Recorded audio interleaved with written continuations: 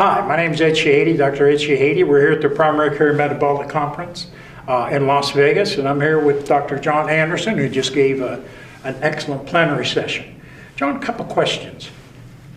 What about this epidemic of diabetes and the increasing costs? Would you want to comment on that? Sure.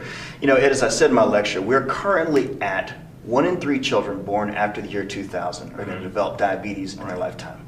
If you're Hispanic or an African American female, it's 1 in 2. 50% risk. A lot of that is increased ethnicity, an aging population.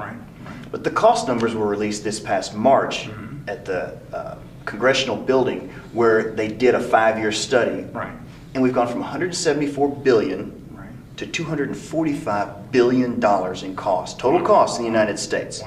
That's a 41% increase, and it's being driven not by increased medicine cost, increased hospitalization, new gadgets, new gizmos. It's being driven by the prevalence of the increased number of people with diabetes.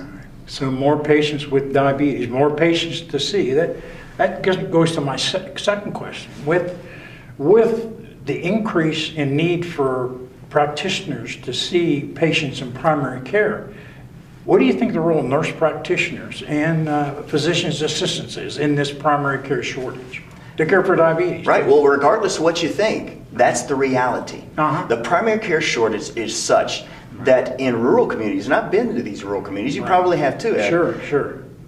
If there weren't a nurse practitioner or PA working for a primary care physician, they wouldn't be able to serve. And sometimes these nurse practitioners are practicing independently.